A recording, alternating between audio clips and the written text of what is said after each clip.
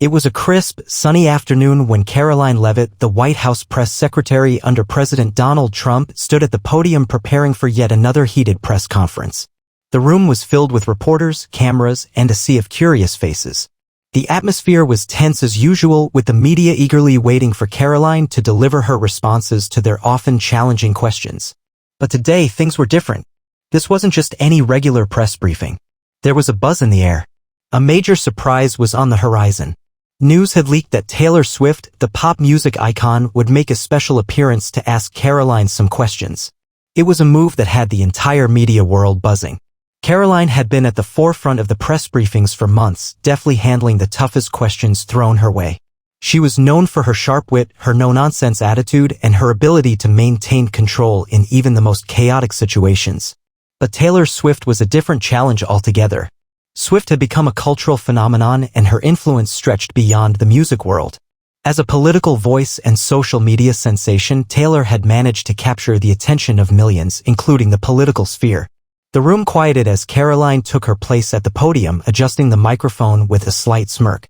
She looked over at the sea of reporters, knowing full well that today's briefing would be unlike any other. "Good afternoon, everyone," Karoline began, her tone calm but confident. "I'm sure you're all wondering why we have a special guest with us today. Well, it seems that Taylor Swift has some questions for me. Let's just say it's a bit of an unexpected turn, but I'm here to answer as always. So, Taylor, whenever you're ready." There was a dramatic pause before the door at the back of the room opened. The crowd held its breath as Taylor Swift made her way to the front, her signature blonde hair cascading around her shoulders.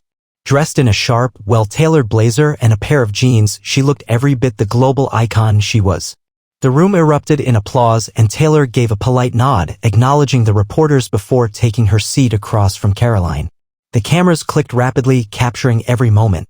Karoline gave a quick glance at Taylor, offering a polite smile but also sizing her up. She knew the game was about to begin, and she was ready. "So, Taylor, it's a pleasure to have you here," Karoline said, her voice calm but with an underlying hint of challenge. "What can I do for you today?" Taylor returned the smile, but her eyes were sharp. She wasn't here just for a friendly chat, she had come to make her point, and she wasn't going to back down. "Thank you for having me, Karoline. I've been following your work for a while, and I have to say, it's interesting," Taylor said with a slight chuckle. "But I have a few questions, and I think your answers will surprise a lot of people." Karoline raised an eyebrow. "Well, I'm all ears." Taylor leaned forward slightly, her gaze focused on Karoline. "Let's start with something that's been bothering me for a while. Your administration's stance on the environment has been a constant topic of debate.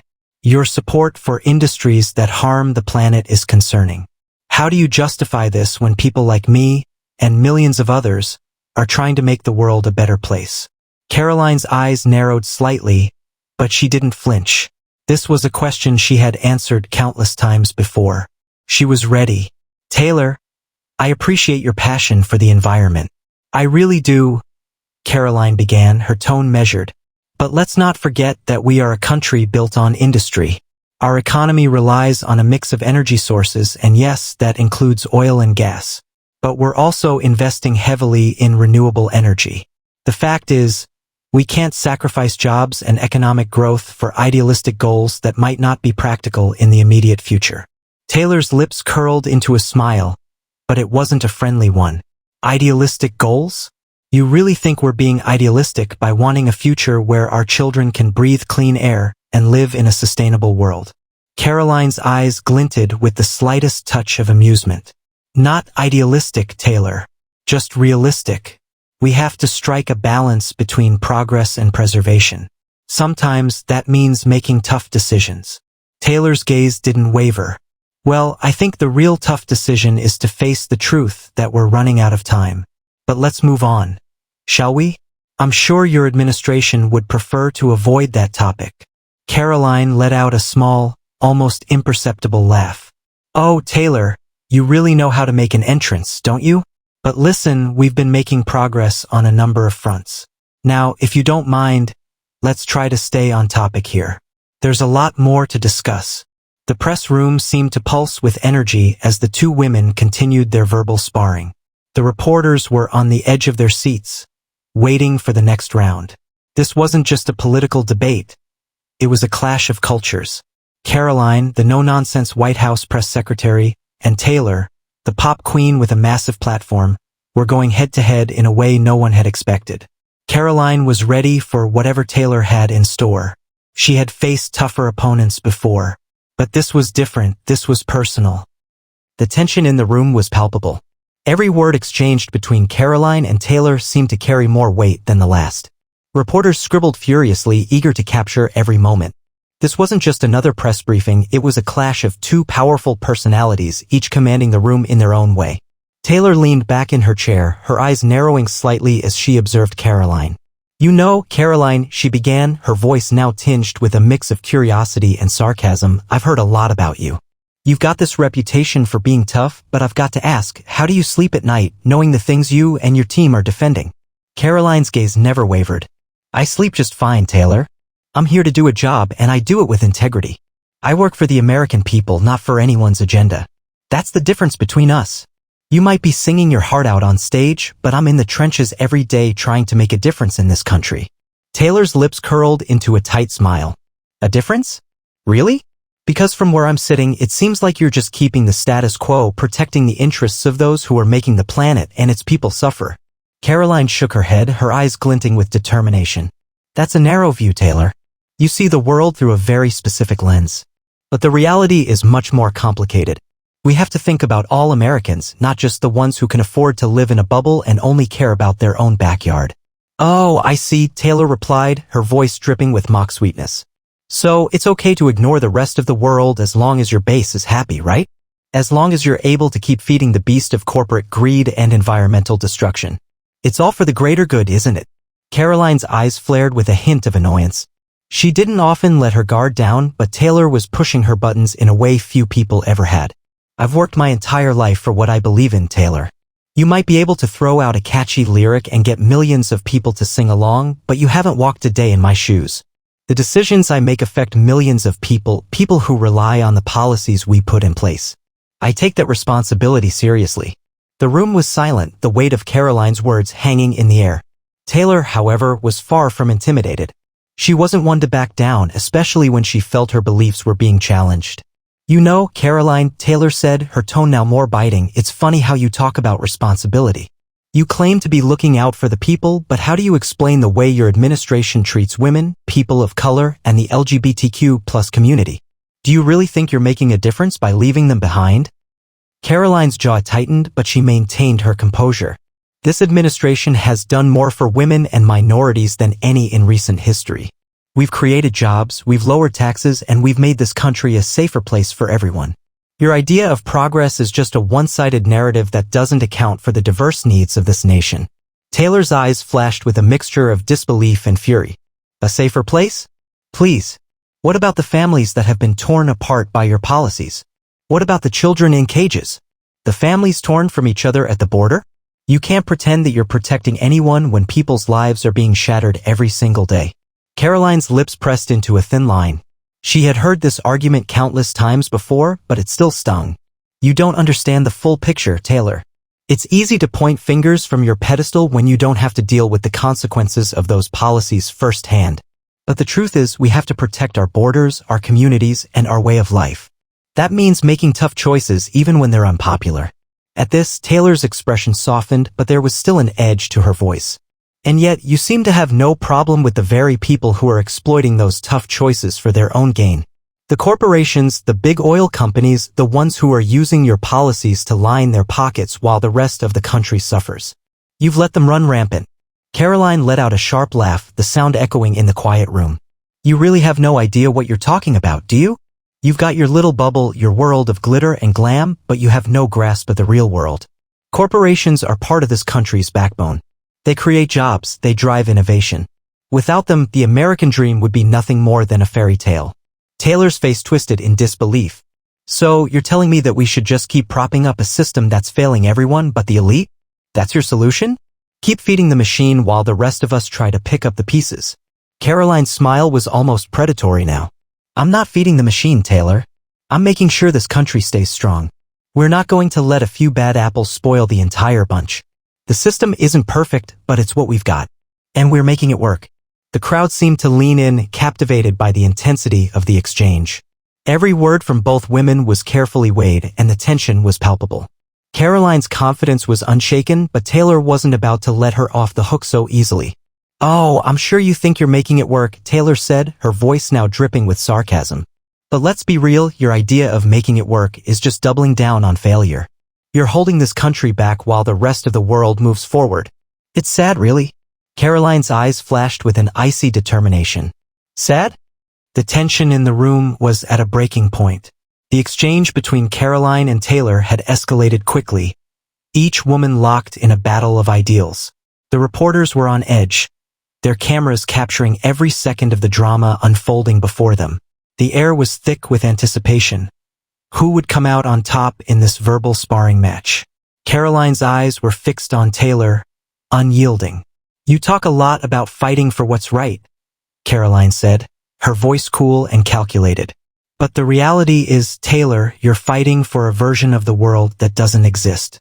You think you can change everything with a catchy song or a viral tweet? But it's not that simple. The world is messy, and people's lives depend on the decisions we make every day." Taylor leaned forward, her eyes narrowing. "Oh, I know it's messy. Believe me, I know. But that's why we can't just stand by and let the powerful continue to crush the powerless. You're defending a system that's rigged against the very people who need help the most. And for what? To keep the status quo intact." Karoline didn't flinch. "The status quo, Taylor, is what has made this country the greatest in the world. You want to change it all without understanding the consequences.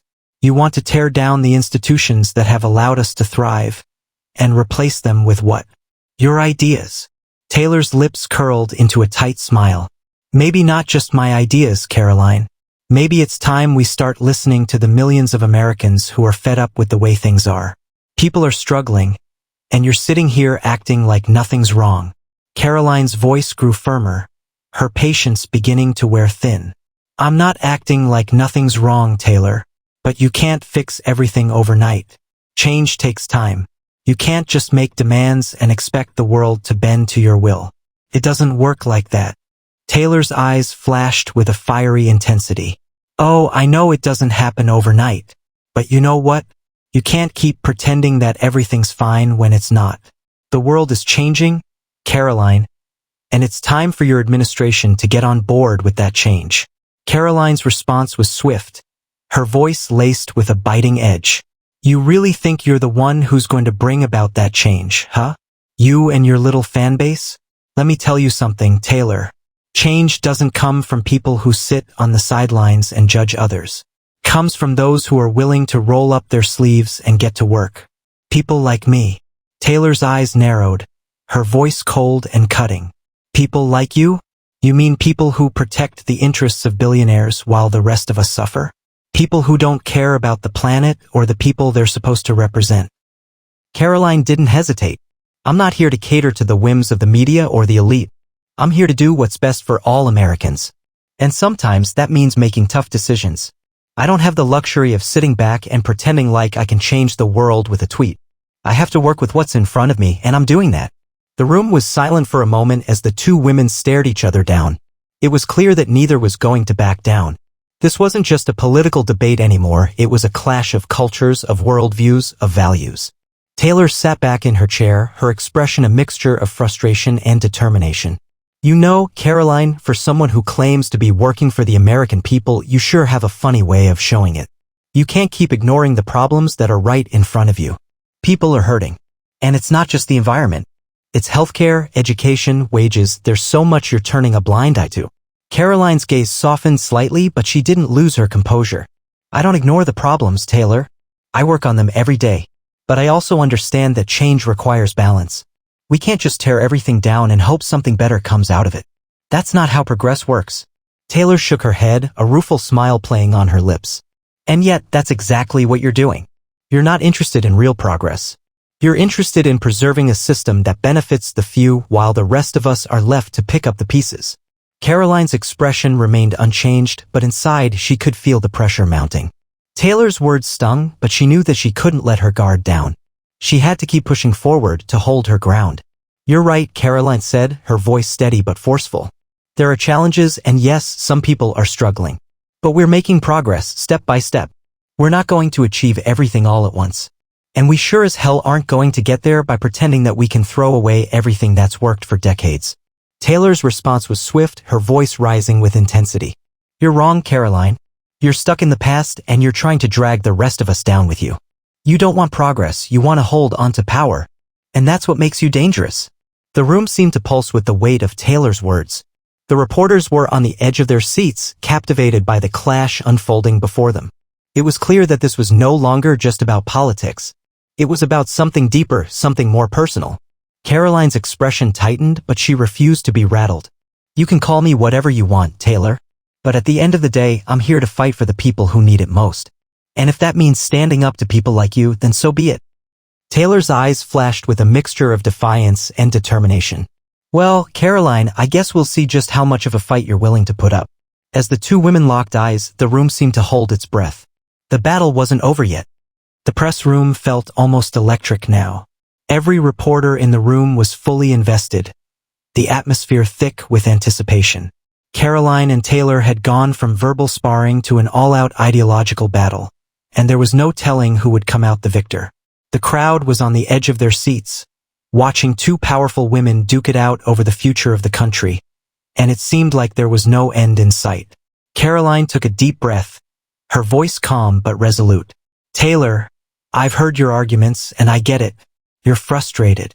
You want to see the world change for the better, but you're focusing on the wrong things.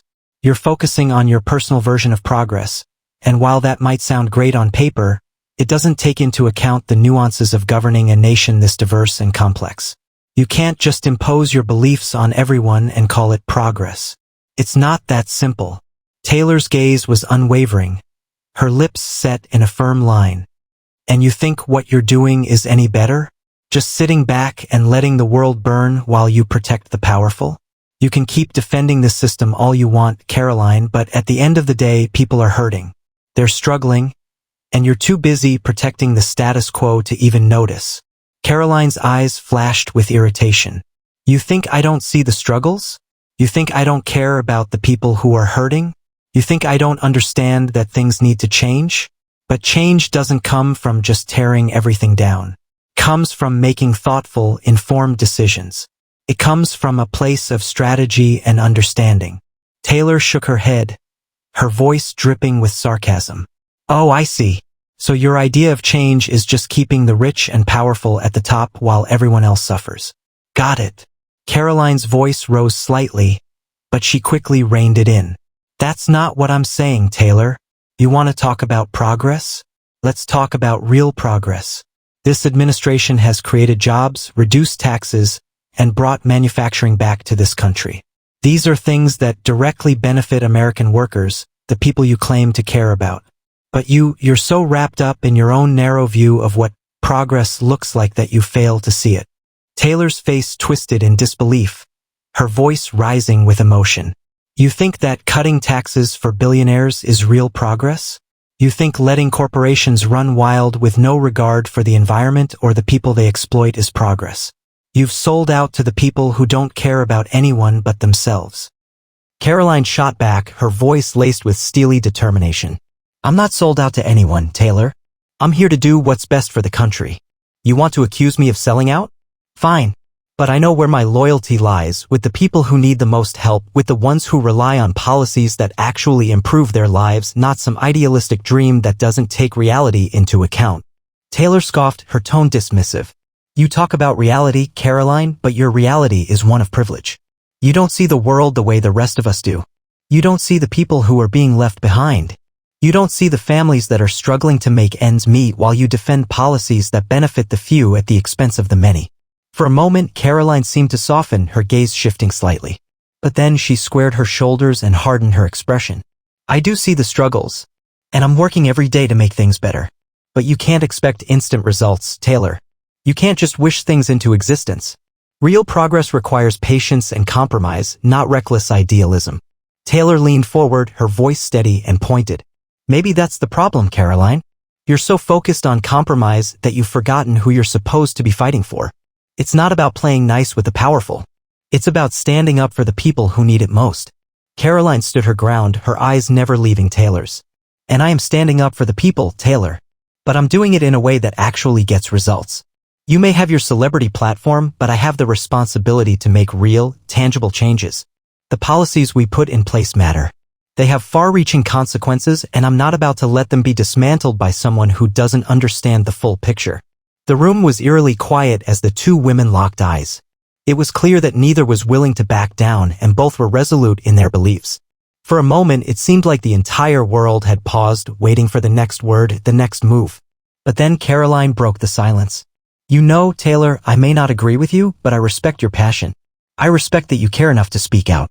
But you need to understand something. Real change comes from hard work, from building a foundation, not from tearing everything down and hoping something better will replace it. Taylor's lips curled into a wry smile. I guess we'll have to agree to disagree, Karoline. But mark my words, change is coming, whether you like it or not. Karoline's gaze softened for a moment, and then she spoke, her voice resolute. Maybe. But I'll be here, fighting for the people who matter. I'll keep doing the work even when it's not glamorous, even when it's not easy. That's what leadership is about. The room held its breath as the two women faced off, the battle of words reaching its peak. Both had made their points, both had held their ground, and both knew that the conversation wasn't going to end here. But for now, the press briefing was over. The reporters began to file out, their minds buzzing with the intense exchange they had just witnessed. And as Karoline and Taylor stood in silence, the weight of their words still hanging in the air, one thing was clear: this was far from the last time these two would clash. The press room slowly emptied, the once humid air of tension dissipating as reporters filed out, their murmurs and whispers echoing down the hallways. Karoline and Taylor stood in the same room, but it felt like an entirely different world.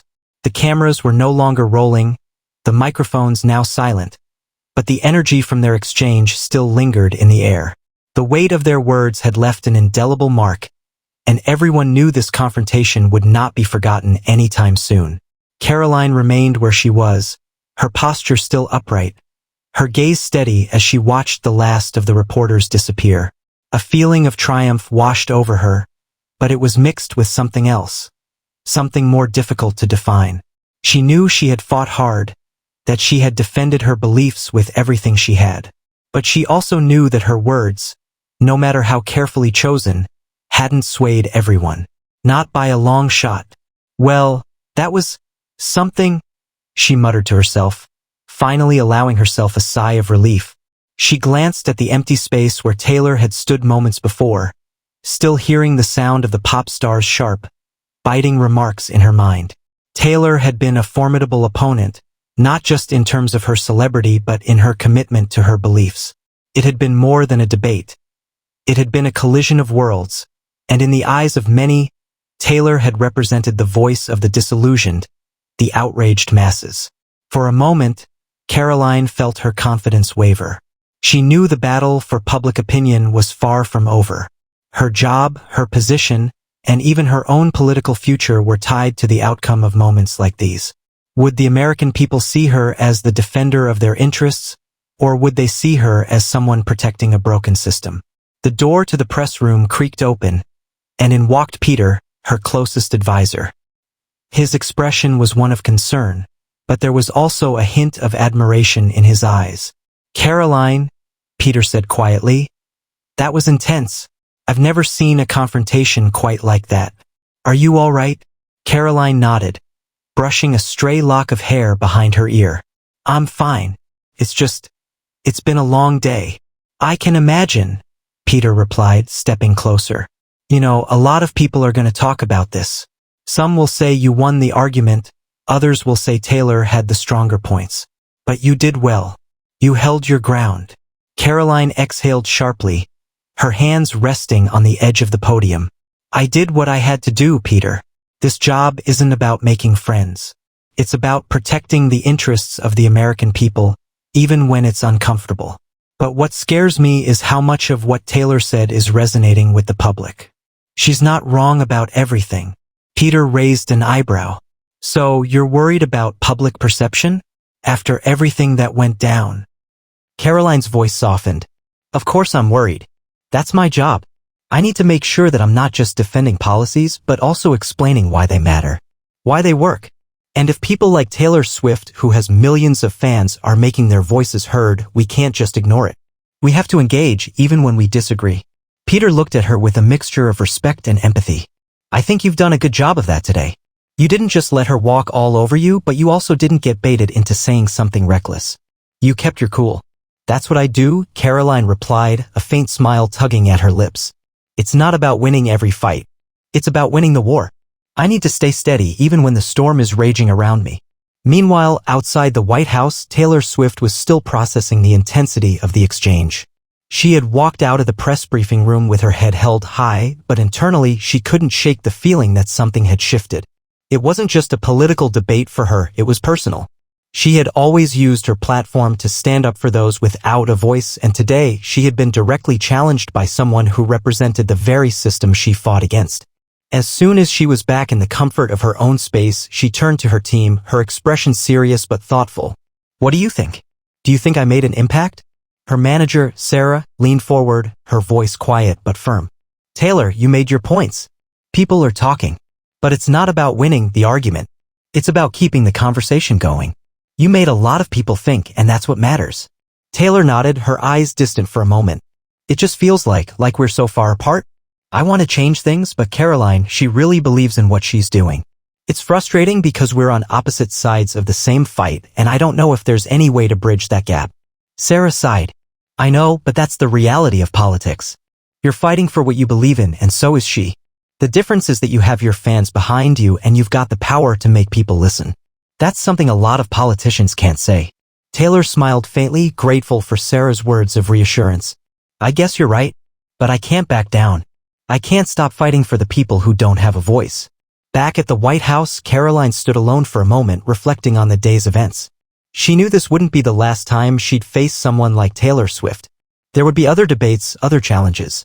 But no matter how hard the fight, Karoline knew one thing for sure: she would never stop defending her beliefs, no matter how uncomfortable or divisive they might be. And with that, she turned away from the podium, ready to face whatever came next. The battle wasn't over. In fact, it was just beginning.